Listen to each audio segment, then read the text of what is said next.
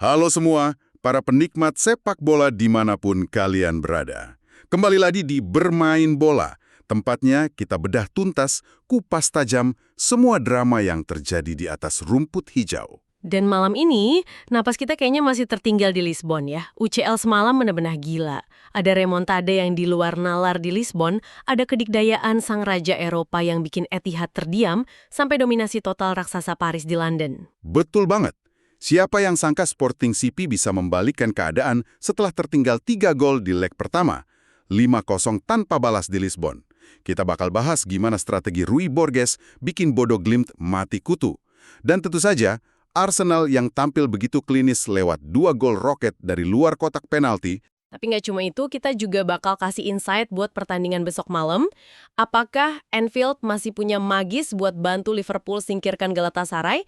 Atau Newcastle yang bakal bikin kejutan besar di Katalan? Semuanya bakal kita bahas lengkap dengan statistik dan peluang lolosnya. Oke, tanpa perlu berlama-lama lagi, tarik kursi kalian, siapkan kopi, dan mari kita mulai analisis hasil leg 2 Liga Champions 2025-2026. Hanya di Bermain Bola. Let's kick off. Mari kita mulai. Oke, mari kita bedah ini. Sistem penyerangan Sporting CP semalam tuh benar-benar sama sekali bukan sekedar ombak yang nabrak karang. Menurutku itu terlalu puitis sih. Iya, terlalu romantis ya rasanya buat taktik sebrutal itu. Benar. Taktik mereka semalam tuh murni kayak apa ya? Kayak mesin pres hidrolik di pabrik industri gitu loh. Mereka nggak nyoba buat ngancurin Bodo Glimt pakai satu pukulan knockout gede. Tapi lebih ke pelan-pelan neken kan? Nah, iya. Secara sistematis, mereka persempit ruang geraknya, semua opsi umpan ditutup, sampai akhirnya struktur pertahanan Glimt tuh benar-benar retak secara mekanis di bawah tekanan yang konstan. Maksudku, bayangin aja ya, sebuah tim butuh ngejar defisit 3 gol, beban berat banget itu. Banget. Dan respons mereka ngelepasin 38 tembakan dalam satu pertandingan. Gila nggak sih? Dan 14 diantaranya on target. Ini tuh rekor tembakan terbanyak tim Portugal di UCL sejak Braga tahun 2012 loh. Wah, yang paling memukau di sini adalah metrik di balik 38 tembakan itu sendiri. Maksudku seringkali kan ya, kalau sebuah tim panik ngejar ketertinggalan, Pasti nembak ngasal dari jauh kan? tepat, mereka bakal nembak ngembabi buta dari jarak 30 meter gitu. Tapi coba tebak, expected goals atau XG Sporting semalam menyentuh angka 3,35. Angka ini tuh nyeritain narasi taktis yang beda banget. Rui Borges tuh nggak nyuruh pemainnya asal nembak. Terus gimana cara mesin pres hidrolik itu kerja di lapangan? Jadi gini, Borges pakai inverted fullbacks, back sayap lah masuk ke area tengah. Tujuannya buat nyiptain overload atau keunggulan jumlah pemain di area half space. Oh, celah di antara back tengah sama back sayap lawan itu ya? Betul sekali. Nah, taktik ini bikin Bodo Glimt sama sekali nggak bisa keluar dari sepertiga akhir pertahanan mereka sendiri. Tiap kali Glimt berhasil buang bola, pemain Sporting udah berdiri di posisi yang pas buat rebut lagi dalam hitungan detik. Pantesan. Jadi ini tuh bukan cuma soal semangat tempur atau ya dorongan emosional semata ya. Ini murni keunggulan struktur posisional. Makanya intensitas mereka nggak drop sama sekali waktu masuk perpanjangan waktu. Nggak turun sama sekali. Mesin presnya jalan terus. Buktinya kelihatan jelas banget kan? Maxi Araujo bisa cetak gol cuma dalam waktu 83 detik setelah peluit extra time bunyi. Glimt kayaknya bahkan belum sempat narik napas tuh. Benar. Dan klimaksnya penyelesaian Rafael Neal di menit 121. Laga debut loh itu. Tekanannya kan pasti luar biasa tinggi.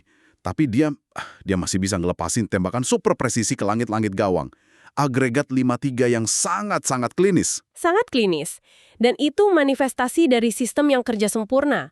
Tapi, nah ngomongin sistem ya, ada 2 cara buat menang di level elit Eropa ini. Pertama, ya punya sistem penyerangan brutal kayak Sporting tadi. Atau kedua, Punya kecerdasan buat ngebongkar sistem lawan. betul banget, kecerdasan taktis buat ngebongkar sistem dominan lawan dari dalam. Dan cara kedua ini, bawa kita ke apa yang terjadi di Etihad semalam. Real Madrid sukses ngebongkar mesin Manchester City 2-1 di kandang mereka sendiri dan ngunci agregat 5-1. Nah ini dia, anomali yang benar-benar harus kita bongkar. Maksudku, Alvaro Arbeloa bawa skuad Madrid ke Manchester tanpa hampir separuh pemain inti mereka. Pincang banget skuadnya. Sangat pincang. Logika kasarnya kan mereka harusnya milih parkir bus ya. Main bertahan total, tumpuk 10 pemain di kotak penalti. Tapi Arbeloa nggak ngelakuin itu sama sekali. Mereka malah kelihatan santai banget. Iya kan? Madrid tuh kelihatan sangat nyaman biarin City pegang bola di area tengah. Itu karena Arbeloa paham banget kalau markir bus lawan timnya Pep Guardiola itu ibarat bunuh diri taktis yang pelan-pelan. Kalau kalian numpuk pemain di kotak penalti, City bakal terus eksploitasi pemain sayap mereka. Buat ngirim umpan silang rendah itu ya? Iya, atau buat narik bek keluar dari posisinya. Makanya, daripada gitu, Arbeloa nerapin mid block yang super disiplin. Mereka biarin bek tengah City pegang bola, tapi Jalur umpan vertikalnya dipotong. tetat. Semua jalur umpan vertikal ke arah Rodri dan Kevin De Bruyne dipotong abis. Dan disinilah peran gelandang muda mereka, si Thiago Pickford yang baru umur 19 tahun, jadi sangat vital. Tunggu dulu. Aku harus motong di sini. Pickford emang curi perhatian banget semalam. Tapi apa realistis bilang anak 19 tahun bisa dominasi lini tengah yang isinya Rodri sama De Bruyne cuma bermodal kedisiplinan? Pertanyaan bagus. Pasti ada instruksi spesifik dong yang bikin dia menonjol gitu. Nggak mungkin cuma modal rajin lari ke sana kemari kan? Pasti, dia nggak asal lari. Instruksi spesifiknya tuh, Pickford main sebagai bayangan asimetris. Bayangan asimetris. Maksudnya gimana tuh? Artinya, dia nggak ngelakuin man marking ketat ke satu pemain, alih-alih nempel De Bruyne terus-terusan, dia nutup ruang atau koridor yang biasa dipakai De Bruyne buat nerima bola setengah putaran. Dia ngorbanin statistik tackle-nya demi jaga struktur. Oh, jadi dia rebut bola bukan dari jegal lawan ya? Bukan, dia ngelakuin intersepsi karena, ya, dia selalu berdiri di jalur umpan yang benar. Dan coba perhatiin deh kecepatan transisi Madrid begitu bola berhasil direbut. Wah, itu sih gila. Bolanya nggak ditahan lama-lama. Sama sekali nggak. Bola langsung dilempar ke ruang kosong di belakang garis pertahanannya City yang emang naik terlalu tinggi. Dari skema itulah 2 gol Vinicius Junior tercipta semalam. Eksekusi transisi yang benar-benar mematikan. Kedisiplinan posisional sama pressing yang mematikan ini ternyata emang jadi benang merah dari hasil laga-laga semalam ya. Karena kalau kita bahas soal dominasi sistem, ngalahin nama-nama besar, kita bisa lihat Arsenal dan Paris Saint-Germain. Bener banget. Arsenal menang 2-0 lawan Bayer Leverkusen, gol roket dari Eberechi Eze dan Declan Rice dari luar kotak penalti, tuh secara visual kan emang luar biasa cakep ya. Tapi pas wawancara pasca pertandingan, Mikel Arteta malah nggak ngebahas tendangan Eze.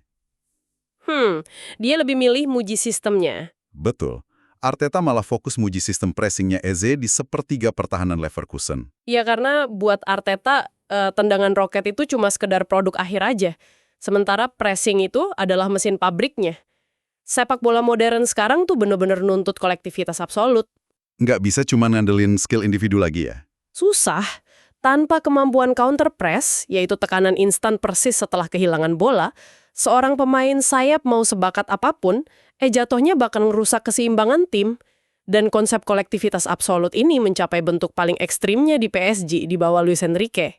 Wah, yang mereka libas Chelsea 3-0 di London semalam itu kan, agregatnya jadi 8-2. Itu gila sih. Maksudku, PSG selama lebih dari 1 dekade tuh udah identik banget sama label Galacticosnya sepak bola. Era bertabur bintang ya. Iya. Tim yang penuh ego, drama ruang ganti, era Neymar, Messi, Mbappe. Di masa itu kan sistem yang harus nyesuaiin diri sama maunya para mega bintang. Sekarang, dengan skuad yang notabene termuda di fase gugur Liga Champions, mereka malah kelihatan jauh lebih menakutkan secara taktis. Nah, kalau kita kaitkan ini dengan ganggaran besarnya, Luis Enrique tuh sukses lakuin perombakan budaya yang benar-benar radikal di sana. Kayak ngeriset ulang identitas klub ya. Betul. Dia sadar kalau sekumpulan bintang besar tuh nggak bakal mau disuruh sprint 30 meter ke belakang cuma buat nutup ruang bek sayap lawan. Jadi Enrique bangun tim ini dari kumpulan pemain muda yang lapar, yang rela tunduk sama sistem. Pantesan etos kerja mereka beda banget. Sangat beda. PSG sekarang mimpin seluruh statistik Liga Champions dalam metrik pemulihan bola di sepertiga akhir lapangan loh. Mereka pakai taktik jebakan pressing di area pinggir lapangan. Oh, yang ngebiarin lawan ngoper ke fullback itu? Iya. Begitu bola di fullback lawan, 3 pemain PSG langsung ngepung pemain itu. Mereka potong opsi umpan baliknya dan rebut bola sedekat mungkin sama gawang lawan. Masuk akal sih. Mesin pressing hidrolik dari Sporting, mid-block linis ala Madrid, counter press Arsenal, terus jebakan pinggir lapangan PSG, semuanya benar-benar mahakarya taktik. Tapi, nah, disinilah bagian yang sangat menarik. Apa tuh? Sebuah mesin yang udah dirancang dan dilatih berbulan-bulan, nilainya ratusan juta euro, bisa hancur lebur gitu aja cuma dalam 1 detik karena satu kesalahan individu. Kita balik bentang ke Etihad. Menit ke-20, Bernardo Silva dapat kartu merah langsung karena gagalin peluang bersih Vinicius Junior. Kartu merah. Itu emang anomali terbesar yang bisa ngerusak model statistik dan struktur taktik manapun. Semuanya langsung berubah drastis kalau kalian kehilangan satu pemain outfield. Dan buat ngebeda ini aku nemuin satu riset sains yang relevan banget. Jadi ada studi yang neliti 1.826 pertandingan elit di 5 liga top Eropa. Riset ini nyoba ngukur, dampak matematis pasti dari sebuah kartu merah. Menarik. Gimana hasilnya? Normalnya ya, dalam kondisi 11 lawan 11, rata-rata gol yang tercipta per 5 menit itu cuma ada di angka 0,065 gol. Sangat-sangat kecil. Wajar sih. Tapi coba perhatiin kurvanya saat terjadi kartu merah. Kalau tim tamu kehilangan pemain saat laga sisa 30 menit, ekspektasi gol mereka langsung terjun bebas ke angka minus 0,39 gol. Dan yang paling bikin kaget, kalau tim tuan rumah yang kena kartu merah, kerugiannya malah lebih parah. Tunggu, lebih parah buat tuan rumah. Iya, minus 0,50 gol. Kenapa bisa gitu? Coba, karena ternyata tim tuan rumah tuh punya beban psikologis buat tetap tampil nyerang di depan suporternya sendiri. Dan itu akhirnya malah bikin pertahanan mereka makin terbuka. Wah, masuk akal, masuk akal. Gengsi ya. Bener. Jadi pertanyaan kasarnya gini deh. Dalam situasi berhadapan 1 lawan 1 sama kiper lawan, apakah lebih baik ngebiarin lawan cetak gol aja daripada kita ngambil kartu merah? Wah, ini nih dilema game teori klasik banget dalam sepak bola. Dan jawabannya tuh murni situasional, sangat bergantung sama jarum jam. Maksudnya sisa waktunya ya? Betul. Secara historis kita punya lumayan banyak contoh kartu merah heroik. Ingat Luis Suarez yang nahan bola pakai tangan di garis gawang pas ngelawan Ghana di perempat final Piala Dunia 2010. Wah, itu sih legendaris banget. Atau Federico Valverde yang nyekel jatuh Alvaro Morata dari belakang di final Piala Super Spanyol 2020. Dani Carvajal juga di El Clasico 2017. Mereka semua tuh ngambil keputusan rasional buat diusir dari lapangan. Demi nyelamatin gawang.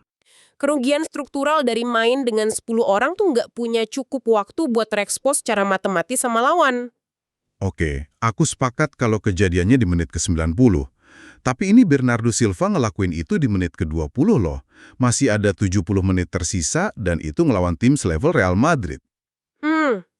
Itu beda cerita. Secara statistik dari riset tadi kan itu sama aja kayak bunuh diri pelan-pelan. Terus gimana caranya sebuah tim elit bisa bertahan dari situasi separah itu? Ya, secara teori sih tim elit harusnya selalu punya rencana darurat. Diego Simeone di Atletico Madrid contohnya. Dia jadiin situasi ini sebagai materi latihan mingguan rutin. Latihan khusus kartu merah gitu? Betul. Dia sering ngelatih skuadnya pakai formasi blok rendah atau low zone, yaitu area terdalam di sepertiga pertahanan sendiri. Dia naruh 8 pemain bertahan buat ngelawan 4 atau 5 penyerang di ruang yang super sempit. Buat apa latihannya se-ekstrem itu? Tujuannya buat nyiptain muscle memory. Jadi, pas satu pemain kena kartu merah, 8 pemain outfield yang sisa tuh udah hafal luar kepala jarak antar lini yang harus mereka jaga, mereka tahu kapan harus lepasin bola, dan gimana cara ngelakuin transisi serangan balik super cepat, maksimal dalam 12 detik. Sebentar. Aku harus nantang argumen ini. Masuk akal sih kalau kita ngomongin Atletico Madrid. DNA mereka kan emang menderita dan bertahan rapet. Tapi semalam itu Manchester City, asuhannya Pep Guardiola. Iya, sangat beda kulturnya. Fundamental taktiknya Pep kan keunggulan numerik pas build up atau penguasaan bola progresif. Minta City tiba-tiba disuruh parkir bus pakai 10 orang di menit 20 tuh, ibarat minta mobil balap Formula 1 buat dipakai ngebajak sawah. Bener nggak? Bukankah sistemnya Guardiola secara alamiah bakal langsung kolaps kalau kalah jumlah pemain? Analogi Formula 1 yang sangat tepat. Dan emang itulah tepatnya kenapa City hancur semalam. Sistemnya Guardiola tuh terlalu kaku kalau bicara soal kebutuhan rotasi posisi dan segitiga umpan. Begitu satu kepingan hilang, langsung berantakan. Segitiga umpannya terputus. Masalahnya, City semalam nyoba terus neken dan nguasain bola, seolah-olah mereka masih main dengan 11 orang. Mereka nggak mau beradaptasi jadi tim blok rendah kayak instruksinya Simeone tadi. Ya karena memang itu bukan DNA mereka. Gengsi ya, status juara bertahan juga. Dan karena mereka maksain main dengan garis pertahanan tinggi, pakai 10 orang doang, Vinicius Junior akhirnya dapat ruang lari yang, seluas lapangan terbang buat sprint.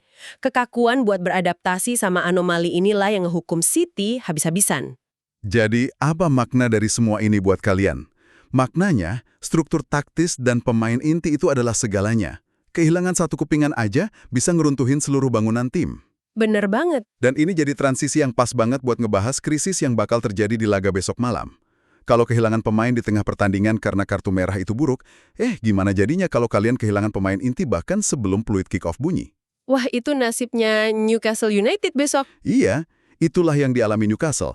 Mereka bakal jamu Barcelona di St. James Park. Ini tuh laga kandang terbesar dalam sejarah modern mereka loh, tapi mereka datang dengan kondisi yang sangat pincang. Pincang itu kata yang masih terlalu halus sih. Mereka kehilangan mesin absolut dari permainan mereka. Kapten Bruno Guimaraes yang cedera paha parah. Belum lagi absennya Lewis Miley dan Fabian Schär. Lini tengah sama belakangnya bolong semua. Ini bukan sekedar rotasi pemain biasa. Ini ibaratnya kehilangan tulang punggung distribusi bola dari belakang. Para supporter Newcastle sekarang pasti lagi pada komat kamit berdoa ngarepin sejarah keulang lagi. Masih ingat nggak malam Liga Champions tahun 1997 di stadion yang sama? Waktu Faustino Asprilla cetak hat-trick legendaris buat numbangin Barca 3-2. Oh, jelas ingat dong. Tapi kan itu dulu. Sekarang pertanyaannya, tanpa Bruno Guimaraes, gimana caranya Newcastle bisa mindahin bola dari belakang ke depan buat ngelewatin pressingnya Barca? Nah, ini memunculkan satu pertanyaan penting. Apakah Newcastle benar-benar butuh buat mendominasi build-up dari lini tengah? Maksudnya mereka mending main direct aja? Coba kita bedah taktik Barcelona asuhannya Hansi Flick dulu deh. Filosofi intinya Flick itu kan garis pertahanan super tinggi, nyaris nempel di garis tengah lapangan. Berisiko banget sih itu. Sangat. Dan masalahnya buat Barca besok malam, mereka kehilangan dua bek sayap utamanya yang punya kecepatan recovery lari luar biasa, si Jules Koundé sama Alejandro Balde. Cedera juga mereka. Iya, posisi mereka kemungkinan besar bakal diisi Joao Cancelo dan Gerard Martin. Nah, disinilah celahnya. Cancelo emang brilian banget kalau bantu nyerang, tapi dia sering telat turun kan? Terus Gerard Martin juga masih minim jam terbang di level elit. Kalau Barca maksain garis pertahanan tinggi tanpa Koundé dan Balde, bukankah ini undangan terbuka buat Anthony Gordon dan Harvey Barnes? Masuk akal sih. Kecepatan dua pemain sayap Newcastle ini bisa jadi mimpi buruk loh. Mereka nggak butuh build-up lambat yang ruwet dari tengah. Cukup satu umpan lambung vertikal langsung ke belakang garis pertahanan Barca, dan ini murni bakal jadi adu lari lurus ke gawang. Secara teori, logika serangan balik itu sangat valid. Tapi tetap aja, sepak bola kan bukan sekedar lomba lari di ruang kosong. Newcastle mungkin punya amunisi buat serangan balik. Tapi jangan lupa, Barcelona datang bawa persenjataan berat buat di area kotak penalti lawan. Iya sih, depan mereka ngeri banget. Banget. Lamine Yamal musim ini mainnya udah di luar nalar akal sehat buat pemain seumurannya. 19 gol dan 15 assist loh musim ini. Distribusi umpan terobosannya tuh gampang banget ngebela formasi rapat lawan. Belum lagi Lewandowski di tengah. Robert Lewandowski yang pergerakan tanpa bolanya selalu aja sukses narik dua bek tengah keluar dari posisinya. Bek sayapnya Newcastle, apalagi Lewis Hall, yang diplot buat jaga Yamal, dia bakal jalanin 90 menit yang paling menguras fisik dan mental di sepanjang karirnya. Pertarungan kecepatan serangan balik ngelawan dominasi penguasaan ruang ya. Sangat klasik. Tapi ngomong-ngomong soal kehilangan senjata utama di lini depan nih, ini bawa kita geser ke atmosfer magis lain di Inggris. Liverpool bakal jamu raksasa Turki Galatasaray di Anfield. Kondisinya, mereka lagi tertinggal agregat 1-0. Misi yang berat buat Slot. Dan Arne Slot baru aja nyampein kabar yang bikin fans The Reds gigit jari. Dia bilang di konferensi pers, aku kutip ya, "Saya harus mengacaukan pestanya lagi." Wah, pernyataan yang sangat belak-belakan dari Slot. Alexander Isak yang notabene rekor transfer termahal mereka dan diplot sebagai mesin gol utama, dipastikan belum bisa merumput gara-gara patah kaki sejak Desember kemarin kan? Iya, progresnya masih lambat. Secara medis dia mungkin udah mulai latihan ringan ya, tapi buat nurunin dia di laga intensitas super tinggi Liga Champions tanpa ritme tanding yang cukup, itu resiko yang jelas nggak mau diambil sama Slot. Sayang banget padahal. Kehilangan Isak itu fatal loh. Berarti Liverpool kehilangan focal point mereka, titik pantul bola di dalam kotak penalti. Dan yang bikin makin rumit, Galatasaray ini bukan tipe tim yang datang ke Anfield cuma buat markir bus dan pasrah diserang. Kalau kalian ngikutin sejarah sepak bola, Galatasaray ini sering banget jadi semacam kryptonite buat tim-tim Inggris di kompetisi Eropa. Betul sekali. Galatasaray itu kayak punya cetak biru taktis sendiri soal gimana cara matiin ritme permainannya tim Liga Premier. Contohnya gimana tuh? Kita bisa flashback jauh ke tahun 1993, waktu mereka nahan imbang Manchester United 3-3, yang ujung-ujungnya tragis banget kan buat MU waktu itu. Wah, memori kelam itu. Galatasaray itu nggak markir bus murni. Mereka lebih pakai blok pertengahan yang sangat agresif secara fisik. Mereka spesialis ngerusak flow pertandingan. Nggak ngasih lawan napas buat ngatur tempo ya? Tepat. Tiap kali Liverpool nyoba bangun momentum pakai umpan-umpan cepat, pemain Galatasaray pasti nggak bakal ragu buat ngelakuin pelanggaran taktis kecil-kecilan di area tengah lapangan. Ah, pinter banget. Bikin laga berhenti terus? Iya, permainan jadi terhenti-henti, ritme terputus, dan rasa frustrasi pemain lawan pelan-pelan makin numpuk. Itu tuh seni dari senjata pertahanan gelap yang sangat-sangat mereka kuasai. Disitulah kita bakal benar-benar lihat besok. Apakah mitos magis Anfield di malam kompetisi Eropa itu emang nyata, atau cuma sekedar bumbu-bumbu jurnalis aja? Mampukah tekanan dari 50.000 supporter bikin pemain lawan panik, sampai ngerusak struktur blok pertahanan mereka sendiri? Pengaruh stadion emang gede banget. Karena kalau kita bahas soal gimana kandang sendiri itu bisa dongkrak performa secara taktis dan psikologis, Tottenham Hotspur saat ini lagi jadi standar emas di Eropa. Nah, ini fakta yang nggak bisa dibantah. Spurs sekarang pegang rekor yang cukup absurd sih, 24 laga kandang beruntun tanpa kekalahan di kompetisi Eropa. 24, gila. Dortmund 2-0 lewat gol Christian Romero dan Dominic Solanke semalam. Secara taktis, emang kenapa sih rekor kandang sekuat ini bisa terjadi? Apa bener rumput ngaruh? Sangat ngaruh. Main di kandang tuh nggak sih pemain rasa hafal yang presisi sama dimensi lapangan mereka sendiri.